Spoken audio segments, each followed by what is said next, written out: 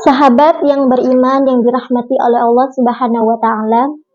Di sini ada nggak di antara kalian yang pengen banget punya rezeki yang berlimpah dan nggak ada putusnya sama sekali? Nah, di video kali ini saya akan membagikan cara mendapatkan rezeki yang berlimpah bahkan tiada putusnya. Dan ini bukan saya tentunya ya yang memberikan ilmunya, tapi beliau dari Ustadz Aldi Hidayat, yaitu guru besar kita ya. Nah, sebelum itu jangan lupa kalian like, komen, dan juga subscribe supaya ini bisa menjadikan potensi pahala jariah untuk saya dan juga untuk kalian yang sudah mendengarkan video ini. Dan semoga yang sudah mendengarkan nanti diketukan hatinya untuk melakukan suatu amalan ini ya. Karena siapapun pasti pengen kan punya rezeki yang berlimpah bahkan tiada putusnya. Nah, tanpa berlama-lama lagi ya, ini dia videonya. Silakan disimak, jangan di-skip supaya kalian bisa memahami, oh ternyata ini cara mendapatkan rezeki yang berlimpah tiada putusnya. Ini ilmu loh teman-teman, jangan di-skip ya. Ini dia videonya. Dari Bekasi, kita semua, kita udah masuk ke hukum ini belum? Pertanyaannya begini, kita beriman tidak? Beriman. Sekarang Allah turunkan hukum khusus bagi insan beriman, yang tidak berlaku umum. Kalau kita ikuti, maka terjawab pertanyaan kita, ya Allah, apa manfaat iman kami kepadamu yang hubungannya dengan rizki? Ya, dampak iman kami terhadap rizki apa? Maka diturunkanlah ayat 172 di surah Al-Baqarah itu. Yang tadi 168 sekarang pindah ke 172. Paling kiri agak ke atas sedikit ya. Maka yang tadi ya ayyuhan nasu, yang ini ya ayyuhalladzina amanu. Sudah beda ya? Yang Al-Baqarah 168 ya ayyuhan nas. Al-Baqarah 172 ya ayyuhalladzina amanu. Jelas? Hei semua yang telah menyatakan dirinya beriman. Kulu, tetap sama dulu. Ikhtiarnya sama. Jadi bukan berarti sudah beriman gak ada ikhtiar. Tetap, kamu pun kalau sudah beriman tetap hukum ikhtiar berlaku kata Allah. Yang gak bisa, ya Allah, asyhadu an la ilaha illallah, asyhadu anna Muhammadar Rasulullah. Jatuh emas 10 kilo dari langit. Bum. Gak begitu. Tetap ikhtiar, kulu, kerja juga. Tapi perhatikan cara bekerjanya insan beriman. Ini yang ingin saya maksudkan. Dan ini bukan sesuatu yang menghasilkan keluhan. Jadi kalau kita sudah mengerti dan benar-benar beriman, ikuti ayat ini, perhatikan jaminannya. Kulu min thayyibati ma razaqnakum. Fokus ke sini. Al-Baqarah ayat 168, kulu dengan ya ayyuhan nasu kulu mimma fil ard halalan thayyibah, halalan thayyibah. Ya ayyuhan nas. Al-Baqarah 172. Ya ayyuhalladzina amanu. Nah, saya highlight ya. Yang ini ya ayyuhan nas, manusia, hukum umum, ini sifatnya universal.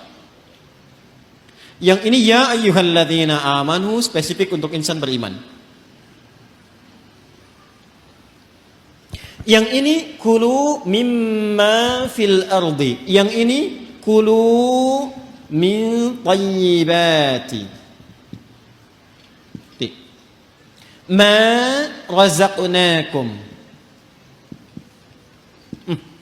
Insyaallah. Fokus baik-baik. Pada hukum umum ya ayyuhan nasu kulu mimma fil ardi, hukum ikhtiarnya dibuat oleh Allah Subhanahu wa taala dengan hukum umum yang rizkinya akan turun berdasarkan dengan kerasnya ikhtiar. Semakin tinggi ilmunya, semakin banyak kerjanya, semakin juga berbanding lurus dengan rizki atau kuantitas rizki yang didapatkan. Jadi kalau kerjanya makin keras, ya kan?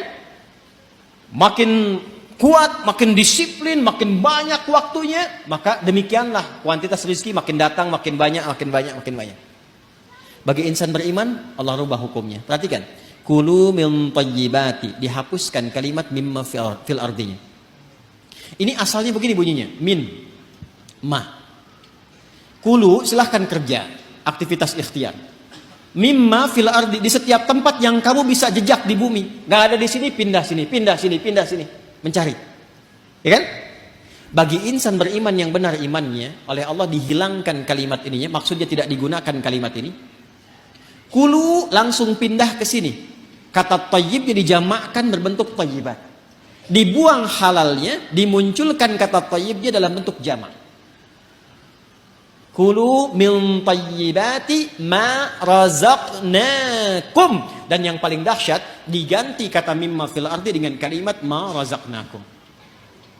Perhatikan cara menerjemahkannya. Kalau kita baca Quran, bacanya begini, ya ayyuhalladzina amanu kulu min thayyibati ma razaqnakum. Tapi kalau kita terjemahkan, cara membacanya begini. Hai semua insan beriman, ma razaqnakum, telah banyak aku siapkan.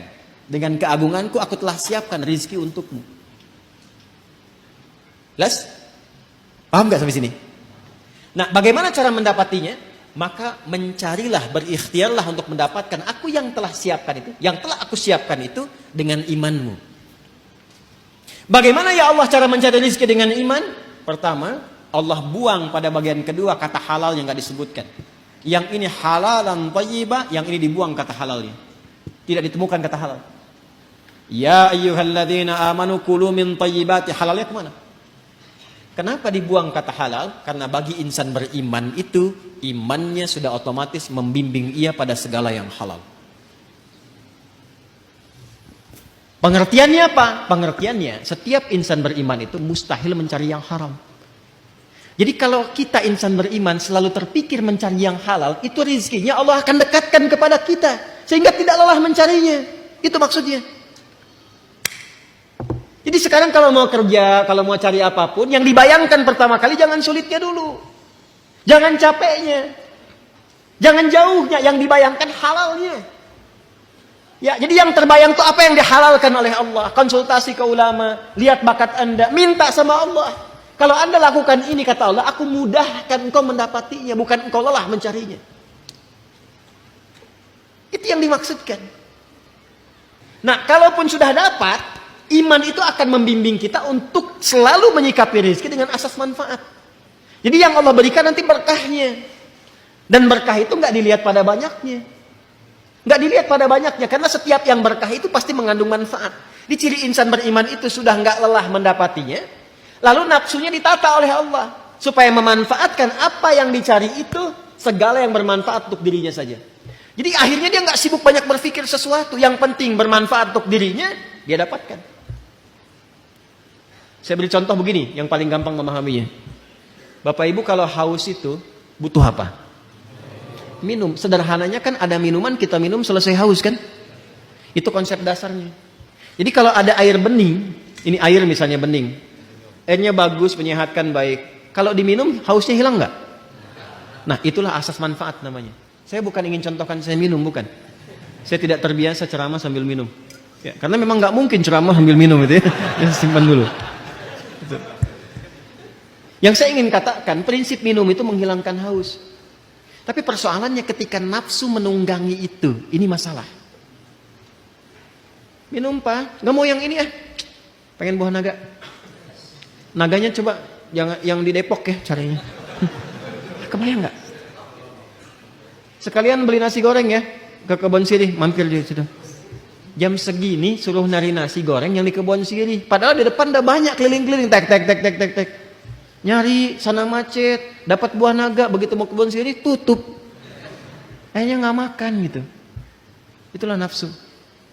Itulah nafsu. Kalau sudah ditunggangi oleh nafsu berdasarkan provokasi setan. Paham nggak sampai sini? Maka insan beriman itu kalau dia mencari rezeki dengan imannya, maka Allah akan bimbing ia mendapatkan rezeki itu dan dijamakan bentuk thayyibnya dalam bentuk berkah. Min thayyibati, aku tambahkan kualitasnya sekalipun dalam pandangan manusia kuantitasnya terlihat sedikit. Contoh begini, 1 juta dengan 10 juta banyak mana? Tapi kalau 1 jutanya berkah, maka akan berbeda kisahnya. Akan berbeda kisahnya. 1 juta kalau berkah dengan 10 juta tidak berkah. Demi Allah saya katakan, 10 juta tidak berkah, besok dipakai, besok habis. 1 juta berkah, besok dipakai, sampai akhir bulan gak habis-habis. Gak habis-habis. Saya pernah kisahkan ini kan, saya punya teman dulu di Tripoli itu. Ya, dia dari Bukit Tinggi itu, diberikan oleh ibunya yang penyayang. Masya Allah. Rizki yang paling halal yang pernah dikumpulkan oleh ibunya, sejumlah $50. Ia berangkat teman-teman sampai di Tripoli selama 4 tahun, itu nggak habis $50 itu, dan nggak pernah terpakai $50. Sampai dia berazam, mohon pada Allah, saya ingin ganti perjuangan ibu saya memberi saya ini dengan menghajikan beliau, dan dikabul oleh Allah. Masya Allah ya, ternyata cara mendapatkan rezeki yang berlimpah itu bukanlah suatu hal yang sulit ya, tapi kita enggan aja untuk melakukannya. Tentu dibarengi dengan usaha juga ya, dan kita juga harus bekerja. Ya, buat kalian semangat terus yang terus mengais rezeki Allah yang berkah dan barokah, dan juga jangan patah semangat, terus berdoa, minta sama Allah, karena Allah lah yang maha pemberi rezeki, Allah lah yang maha kaya, dan Allah yang memberikan segalanya untuk kita semua. Dan buat kalian ya yang mau mengamalkan ini, ingat tujuan kalian, ikhlaskan, dan juga semua ketentuan Allah yang memberikan rezeki, Allah yang memberikan segalanya untuk kita, dan Allah yang memberikan takdir terbaik untuk kita. Jadi harus tetap ikhtiar dan berusaha dan juga berdoa. Buat teman-teman semua, saya doakan semoga rezeki kita selalu lancar dan juga selalu berlimpah dan tiada putusnya. Bahkan kita gak akan pernah mendapatkan kemiskinan, atau gak dijauhkan dari kemiskinan, terus dijauhkan dari kekurangan. Semoga saja kita semua selalu dalam lindungan Allah dan selalu mendapatkan rezeki yang berlimpah tiada putusnya dari Allah Subhanahu wa taala.